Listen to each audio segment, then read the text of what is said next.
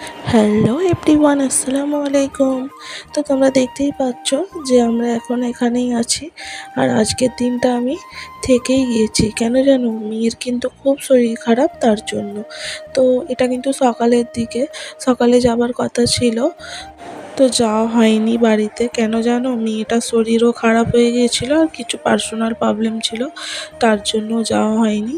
তো বিকালে যাবার কথা ছিল, আর মেয়েটার এত শরীর খারাপ হলো, তার মধ্যেও আব্বা মা বললো আর যেতে হবে না, তার জন্য আজকের দিনটাও থেকে গেছি।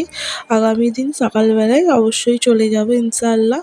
তো এখানে মা কিন্তু নাস্তা রেডি করছে। আজকে মাকে আমি কিছুই করতে দিইনি, বলেছি তুমি এই আলু ভাজা দিয়ে, এই ছাঁচটা দিয়ে একটা পিঠে বানাই, পিঠে করে দাও। তো এটা আমার মা হাতে খুব ভালো নকশা দিতে পারে, এটা শুধু তাড়াহুড়োর জন্য এতেই করা হয়েছে। তো আমি এখানে পিঠেগুলো সুন্দর করে ভেজে নেব, আর এখানে তরকারি হবে, তার জন্য আলুটা আমি একটু ভেজে নিচ্ছিলাম, আর এখানে আমি পিঠেগুলো ভাজবো। তো এর ভেতরে জাস্ট আলু ভাজা দেওয়া, এতে যে কোনো রকমের মাংসের কিমা দেওয়া যায়, মানে গরুর মাংস বা মুরগির মাংস বা খাসির মাংস, এটার কথাই বলছি। আবার অনেকজন আছে কমেন্টে এসে আলফাল বকে যাবে, তার জন্য ডিটেলসে বলে দিলাম। আর এখানে আমার পিঠেগুলো রেডি। তো এখন আমি আমার হাজব্যান্ডকে নাস্তা দিয়ে দেবো। তো আরও ভিডিও আসছে আজকে কী কী। তো আজকে আমি 3টি মিনি ব্লগ দেবো, আর এটা হলো আমার আজকের ফার্স্ট মিনি ব্লগ।